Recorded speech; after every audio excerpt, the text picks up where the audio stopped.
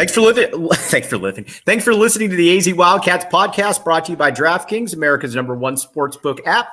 I am Mike Luke, joined by William Brad Alice. I am coming to you from a different location, as you might be able to tell, a little more upscale, and joined by Brad Alice from his normal location. Hello, William. Are you sure you're not Iron Mike Tyson with that intro? I was going to say, right, that's a great way of putting it. All right, we've got a lot to get to. Obviously, a lot of Arizona basketball and football to get to. But first, Brad, I wanted to get your thoughts, obviously, about last week and what we saw against UCLA, because to me, it showed what college basketball is this year, and that, you know, everybody is dropping games. You look at Kansas, they go from being '1 to losing 2 games. The U of A, same situation here. They're kind of lumped in with a bunch of different teams right there. Yeah, you know, 2 weeks ago, the sky was falling. Now Arizona's mad that they're not ranked high enough. And it should be somewhere in between. I think the difference between 1 and 12 or 13 is probably not that different. Right. And if you had to hold my feet to the fire, you know, I don't know if it was Lenardi or one of the others, but, you know, Kansas State's a 1 seed.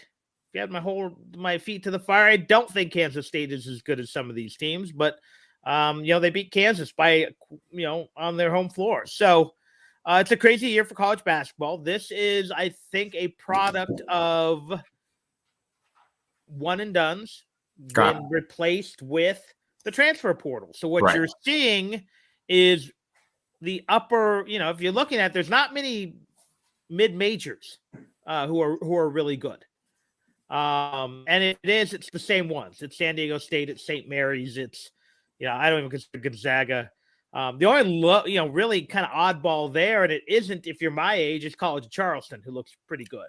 But for the most part, what happened? You know, College of Charleston, Arizona fans, the real Arizona fans know about College of Charleston. Yeah, I think people forget they were almost Gonzaga before Gonzaga. Yeah, for sure. They had a string of about 5 years where they lost something like 7 non-tournament games. Right. They were a really good program, and then the coach left, and they went downhill a little bit. But the point being, so if a lot of teams got guys back. Tshiebwe, I don't know how you pronounce his name, but Oscar Tshiebwe, Baycott, you know, the 2 of the 4 peaks, you know, the 2 guys at UCLA came back. Then when you do lose guys, you replace them with the transfer portal. And while you might not be able to replace a Ben Mathurin, you're able to solidify your roster quickly. Again, to the detriment, you know, there's a trickle down. So if you're Kennesaw State, you probably have no players because that guy went to Winthrop and the Winthrop guy went to, you know. You're basically trading pieces. Yeah. So, but that has allowed this weird parity in college basketball. And at some point, what I think you're seeing is 22-year-old men have the advantage over 18-year-old kids. Kentucky's struggling. So when you're the U of A and you're experienced, and now granted that most of those guys are relatively homegrown, when you're UCLA, when you're Kansas, but it also allows the Kansas States, the TCUs of the world to remain good. You know, we're seeing a kind of a resurgence of the SEC with Alabama, with Tennessee. It's not just Kentucky, maybe Florida, and everyone else. Right. So it has really made college basketball interesting, I think, the last couple years. But post-COVID, really, we're starting to see. And I think until they tweak the transfer portal again, which I'm sure they will, this may kind of be the norm, because what I think you're going to see is a lot of guys go to the G League right out of high school. So you're going to see less one and done. So you're going to see a lot of the good teams with 2-year players. Right. And then 4 or 5-year guys who probably came from another school. Yeah, no, that's what I think you're looking at. You know, what's interesting to me about Arizona, though, with all of this being said, is you look at Arizona's resume and it stacks up with the rest of the country. Like, the one thing about it, UCLA is obviously very good. In my opinion, and I want to get yours here in just a second, I think that that's probably the best team that Arizona's played this year. I think they're very, very good. But UCLA doesn't have any top 25 wins. You look at Arizona, they got UCLA, they got Tennessee. They've got some other wins right there that are going to hold up over time there, William. Yeah, but the knock on Arizona, and rightfully so, is they got some bad losses. 3 mediocre. I can't even call them bad losses. I don't know how they rank statistically with the quadrants and all that, but they didn't lose to a SWAC team like some 12 did. But UCLA's 3 losses are legit, and so I guess that's what you have to compare when you because I see all these people who are mortified that UCLA. Well, obviously they lost the head-to-head, and that can carry weight. But what's better? Arizona has 3-4 more good wins than UCLA, but they also have 3 losses that UCLA doesn't have. So where do you balance that out? And I think what I'm saying is right now, the Lenardis of the world think UCLA is slightly ahead of Arizona because Arizona has 3 bad losses. My guess is as more teams start losing those games, I think UCLA probably will. It may not be Washington State bad, but they might drop a game to a USC, or they might drop a game to Colorado. Who knows? That'll help Arizona's case. That those will kind of balance out a little bit more. But yeah, right now Arizona can claim I think they have either the first or second amount of quad 1 wins, and that is something the committee looks very long and hard at. All right, real quick. OGs. Let's say that you're like William Brad Ellis and you have a hard time sleeping. You got a lot of kids running around the house. You got pooches. You're doing all kinds of different good stuff right there for the community. But you need some time to sleep. That's where OGs comes in. Or you just want to feel cool. OGs does that as well. Go to your local dispensary, 21 and up. Check it out, obviously. Lots of good stuff. Sativas, indicas, you name it, OGs has it. And William Brad Ellis is one of the Arizona sports OGs in the entire city, William. Yeah, I think it's me and AG and Stevie R. Yeah, I think that's, and of course, our good friend Shu. And I told you about the 4 peaks. All right, here's the goodness you have. All right, here's the deal. The 4 peaks on the U of A basketball court appears to be only 2 peaks now, but that doesn't change the fact that the 4 peaks at PHNX is the official brew of PHNX Sports. Again, here's the deal. You can go to the location in Tempe, or you can come to Tucson to the Tap and Bottle watch parties, and you can get your 4 peaks right there, 21 and up. And again, enjoy responsibly. Check out the show notes and the link in the description. Okay, Brad, the one thing, though, that I can't get past here is how vulnerable Arizona did look against Washington. And that is one thing that, again, Washington State, you're going on the road now. To me, Arizona should have Washington should have Arizona's full attention in this game. And if they don't, if Arizona comes out flat, then there's bigger problems at stake, especially because you've already got a squad right now that is right back in contention for possibly getting a 1 seed. Yeah, if Arizona doesn't come out at least there's a difference. And again, I know people like, oh, they weren't ready to play. And sometimes that is true. But if they're overlooking anyone anymore in the conference, shame on them. Now, that doesn't mean that the Mike Hopkins, Jim Boeheim matchup zone can't give them troubles because Arizona's not a great shooting team. Their guard play is their weakness.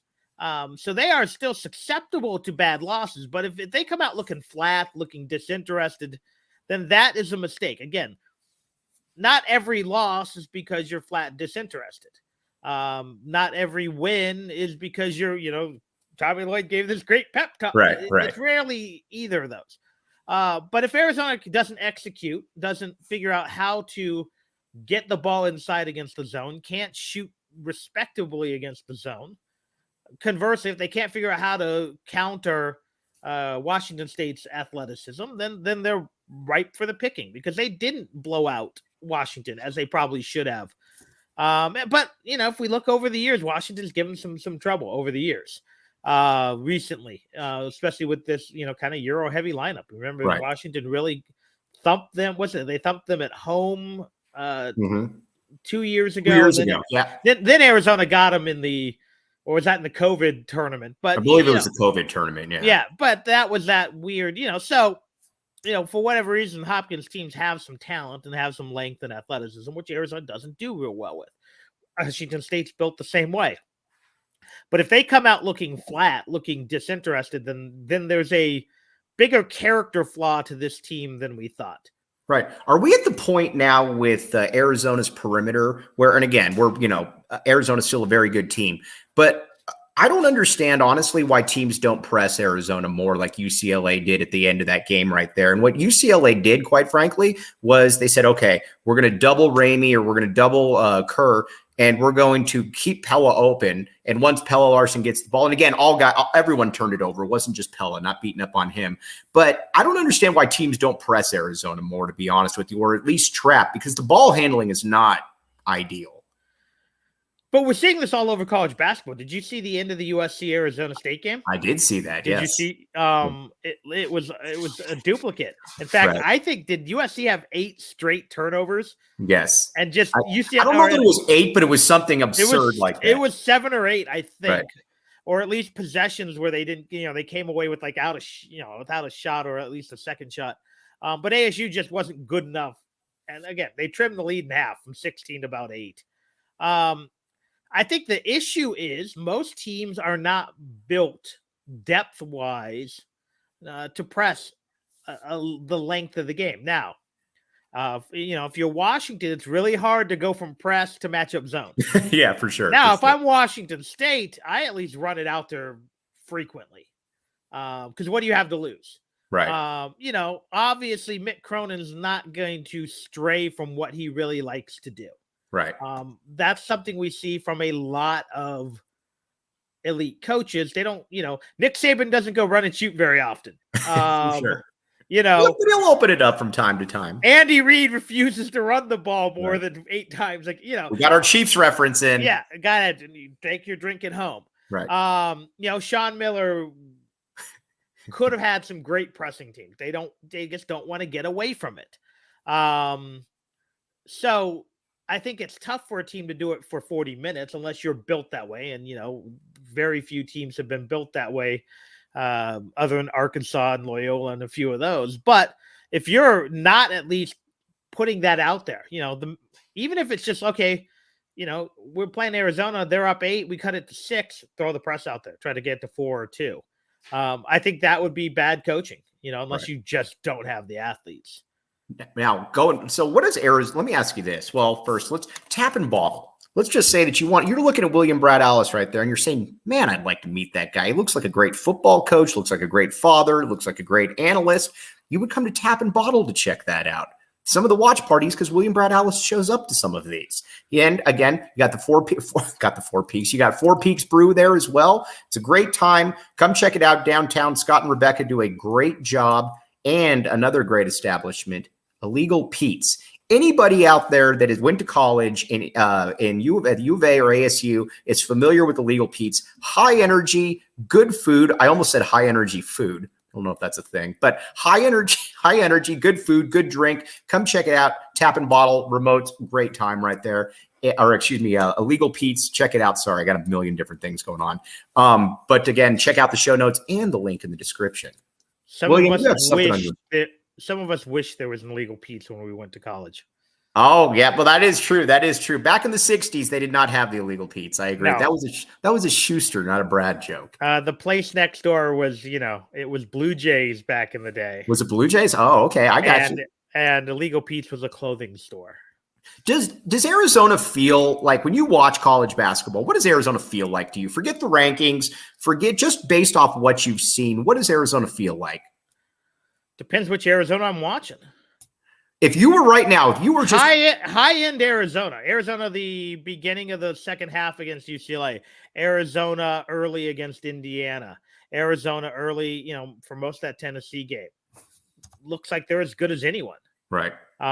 Arizona to start the second half against ASU, Arizona late against UCLA, Arizona late against Creighton. Looks like a team that could get upset in the first round by a 15 or 14. Right. That's how weird, but you know what? I can say that about a lot of teams. I've watched as much college basketball as I normally do, but there are stretches where I'm like, oh, Kansas is Kansas. There's other stretches I'm like, oh, well, okay. They're imminently beat. What, they lose by 23 at home the other night? Exactly. Right. TCU. And you never see that happen. No, I've watched UCLA. I've watched actually the UCLA pull away from Kentucky and not look very impressive doing it. Conversely, I've seen them grind out games and look very good doing it because I think that's how they like to play basketball, obviously. There's been stretches where I've watched ASU where I'm like, well, these guys are pretty good. And then like 2 minutes later, I'm like, oh, Bobby Hurley sucks. Yes.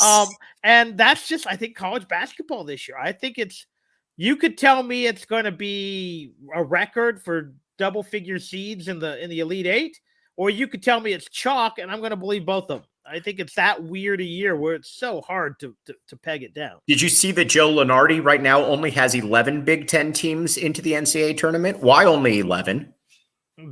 Because I don't know, because he lost count. He doesn't have I don't know. All right, I have a you got to cap it. I'm sorry. If you're not 500 in your conference, you can't go to the NCAA tournament. I'm sorry. I'm out. I'm not your average viewer. But I agree with you, William. I would much rather watch, and again, I haven't watched enough mid-major basketball this year, but I'm guessing the Mountain West is going to get 4. Mm-hmm. I'd rather see the 5th team.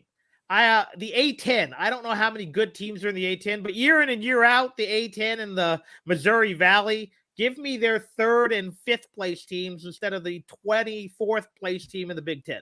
I don't need to see I don't even know who's mediocre in the Big Ten. I don't need to see an Ohio State team that can't score right now. Here's one for you. Pac-12 always gets beat up for not winning a title since Arizona. Do you know when the last Big Ten title was? I'm going to assume it was Michigan State in the early 1999. Okay. I was in middle school then. That's not good. I mean, it's just baffling right now. But again, I do have one thing that I've noticed about USC and UCLA that I'm going to predict when they go to the Big Ten. I think that UCLA basketball is going to have a harder time than some people think, not because Big Ten is so good in basketball, but because that travel schedule is a monster. Like going from people were legit saying UCLA had the disadvantage because they played the late night game at ASU. It started an hour later than Arizona's game. Exactly. That's it actually my point. Started during the era, and people, I'm like, it's not like they played a Friday night game. Right. Exactly. It's not like they went quadruple overtime and went to like 1 a.m. on Thursday. They played at 9, not 8, or 8, not 7. I can't remember because I'm old. But conversely, how long before Indiana, Michigan State, Rutgers has no power in that conference, are going to be like, we have to go to the West Coast? They're going to have to do group scheduling. Right. And my guess is they're going to have to bring in 2 more teams, either in the West or the Rocky Mountain-ish area. Because, you can't tell me you're going to fly Rutgers out to UCLA for 1 game during the week, because that's not a weekend marquee game. Right. But I do believe, though, I said, to quote our friend Kevin Woodman, who likes using this phrase, I tell you this so I can tell you that. I will say, though, that I think the USC football is going to run outside of Ohio State. I think it's going to run roughshod over that slow conference. I really do. Because, again, it's not, you don't have to be there for 2 games in 3 days or whatever. You're going to play all these Indianas and, Michigan States and stuff. I do believe that USC is going to fare very well in football. Although I think you're going to get the odd. I mean, what's the coldest game you get in the Pac-12? Washington State? Maybe Utah. You're going to get Colorado. 3 of those. Right. So I could see that odd night that you're playing the, 5 o'clock Eastern, game at Lansing, Michigan, and maybe get upset. But you're also going to get some 65-12 wins over Rutgers. Mm-hmm. Rutgers is really our whipping boy during this time. Maryland's going to come cross country and lose by 45. Right.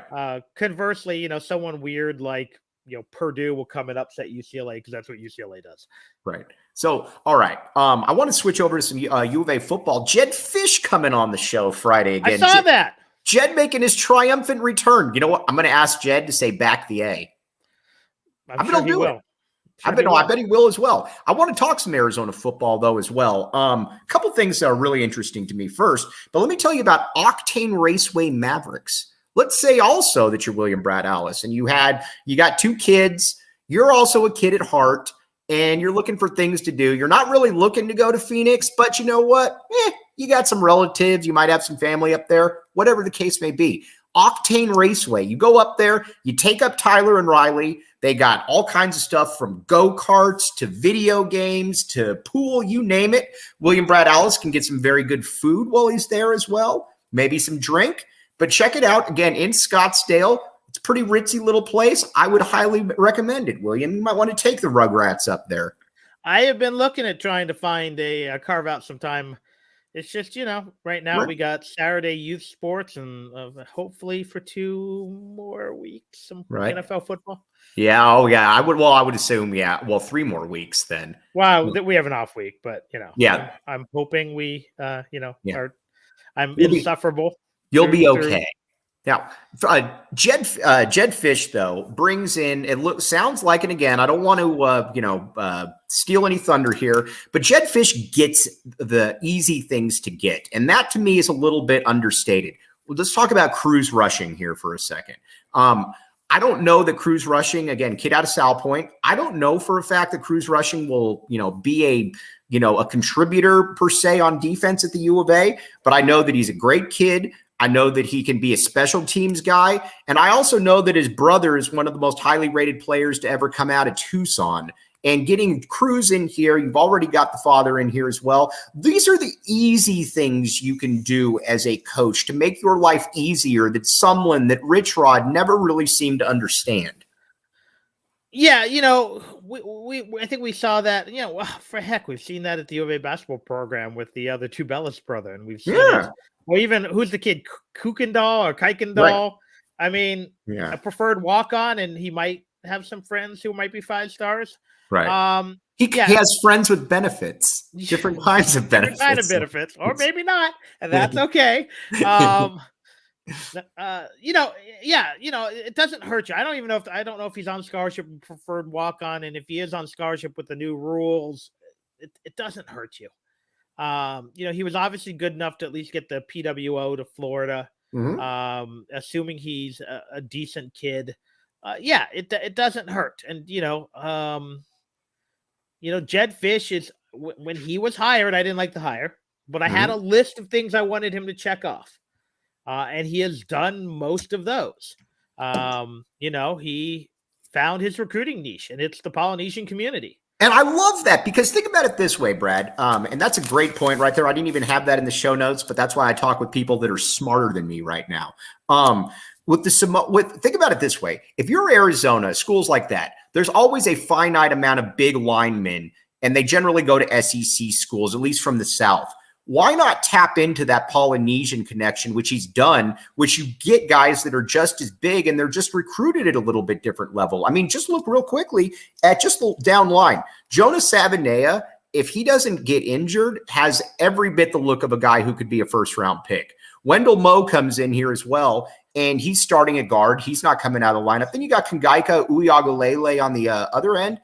That's the way to do that, and I love that. I'm surprised that more coaches don't do it. Like you've got a Polynesian wide receiver. You got 2 Polynesian quarterbacks. In fact, I don't know if this is still the case, but a few years ago, Arizona had more Polynesian starting quarterbacks, not including Bryson Burney, who started 1 or 2 games. Who are they? Mao. Don't tell me. So you've got you've obviously got Tui Tama. You got Anu Solomon. You've got Maua Ulu. Is that it? And I think, that was it at the time. And since then, you've added Jaden DeLaura. True. The only 2 schools who were within striking distance, and again, that was about 4 or 5 years ago, was Hawaii, obviously, and Colorado, of all people. But I think Arizona, then you throw in, I think the Bernie, you throw in Fafita. It's kind of an interesting, niche that they have carved out. Not just the Polynesian lineman, which, but, the kid they recruited yesterday sounds like he's going to either play linebacker or safety. Right. So they're expanding that, kind of reach with what is a very tight-knit community.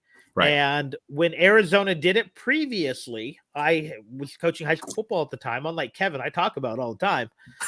I had a kid on my team who was half Samoan, and he would say, all the U of A players came over to his uncle's house because his uncle was kind of the local chief, for Right. lack of a better word. The local shaman or the local chief? Local. If you're a WWE fan, the head of the table, shall we say? That's a reference to a Polynesian wrestler. Right. The head of the bloodline. But yeah, so it's a very tight knit community. Many of them are LDS. So there is a small but strong LDS community here in Southern Arizona. So it all kind of works out. If Arizona can resume that pipeline, and again, everyone's recruiting the Polynesian athletes now. That didn't happen under Tommy. For Tommy, it was a very unique thing. It was in Hawaii and a little bit of Washington. But if you can carve out where maybe a kid who's a 4-star who wouldn't have looked at Arizona 3 or 4 years ago, but does because he's got a cousin or a cousin's cousin on the team, then that's again, you have to have, when you're Arizona, you're not USC. So you have to have these recruiting niches. So whether it's getting that in at Chandler High School because of the guy's dad coaching there, whether it's, the Polynesian community. Well, for Dick Tomey, it was also the JCs. He mined the JCs beautifully. For Rich he and Rod, Bill Snyder might have been the best there ever was at that, honestly. Yeah. Rich Rod had the 5'8" wide receivers on lockdown. He wanted Brad Allis. Dude, it's too bad that we didn't come along sooner, Brad Allis. He would have loved us. Mike Luke, Brad Allis, recruiting. I didn't quite the speed that he likes. I think you might have. But you know what? Even I know Stoops, what they did is they looked for the under-recruited, like 2.5 3-star guys in Dallas and Houston. Because Texas and Texas A&M could only take so many. So if they could steal those guys from Oklahoma State, Texas Tech, SMU, TCU before TCU was quite where they are now, that was what they kind of did. Because as unfortunately, rest in peace, David Nichols said, the 7th best wide receiver in Dallas is better than the best receiver in Southern Arizona.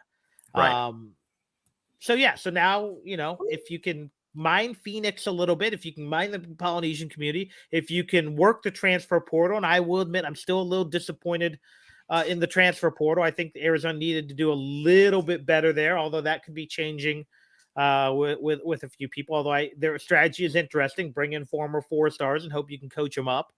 Those are your recruiting niches. You try to get quarterbacks who want to play in a pro system, which I think, if you're not going to go total gimmick offense, you go the opposite. You get these guys so that they can walk in to an NFL training camp and say, yes, I've been under center. Yes, I know what an NFL playbook looks like.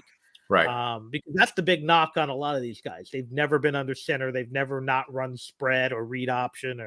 I think there's a lot of advantages there. And now we'll have to see with a tough schedule, with missing a few pieces, can Arizona take that next step? Because, year 2 was, no matter what people were saying, it was wildly successful to get 5 wins last year. No doubt. Now, what also is wildly successful is Mountain Mike's Pizza. Brad Allis can confirm this, that Mountain Mike's Pizza is very good. Do you have the cup there or no? I do have one in the kitchen, but I don't have it with me now. All right. Next time, bring the cup, bring the prop with you. But again, there's nothing propish, though, about Mountain Mike's Pizza. Check it out. Oracle and Wetmore. Great pizza, great setup, and great drink as well. Check it out. And many times they're at the tap and bottle watch parties as well. Mountain Mike's Pizza. All right. Let me ask you this, Brad. Right now, Jedd Fisch, when he was hired, where we are, where we're going forward right now, where do you grade the hire? It's a B+. Okay. I was disappointed with the win total in year 1. I'll be honest. But the difference in the product from the day they stepped on the field against BYU until the day they, stepped on the field against ASU in last November was night and day. Last year, obviously not perfect, but with that schedule against those teams, they got the one win they shouldn't have against UCLA, and they probably should have beaten Cal. How many wins do you need? Let me ask you this. How many wins do you need in year 3 to bump that up to an A? If he can get 7, it's an A. I agree with that. He probably needs 6 for most people to remain happy. Although I can make an argument that if they get 5 but look better in the losses, that I could accept it. But going 3 years without a bowl in this day in and this age climate. with Yeah. a 97 bowl. And remember, Stoops did it too. I think it took Stoops 4 years, maybe. Yeah, it took 5. Stoops 4 years, right? And Stoops actually inherited better. You know what's crazy about it? I always get people all the time that say this. Stoops inherited actually better talent than what Jedd Fisch did. Stoops at least had, like, there was at least a Mike Bell. There was a was Will Ray Fontenot a holdover? I believe he was, yeah. Yeah, Will Ray Fontenot was a holdover.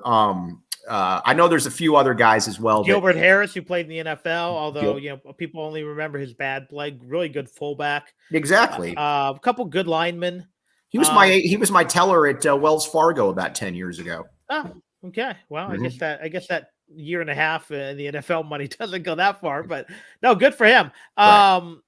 So yeah, now I will say this. I still argue that Stoops' first year coaching is one of the best years of coaching I've ever had. No doubt. He made that team instantly competitive. They're 3 plays away from being a 6. And remember, they won 6 games one of those years, and back then you had to win 7 to go bowling. Right. Same thing. Darrell Brooks, another one. Good call right there. Darrell Brooks. Yeah, and in a weird way, Makovic had some good recruits. He had some really bad recruits, no doubt. He also had really good walk-ons. He did. That's a great point. He did. He had Copeland Bryant, who played in the NFL. Bam McCray. Someone mentioned, I think Steve Fleming was a walk-on. Yep. Quarterback. Quarterback out of Thunderbird, right? Adam Austin, I think, walked on under.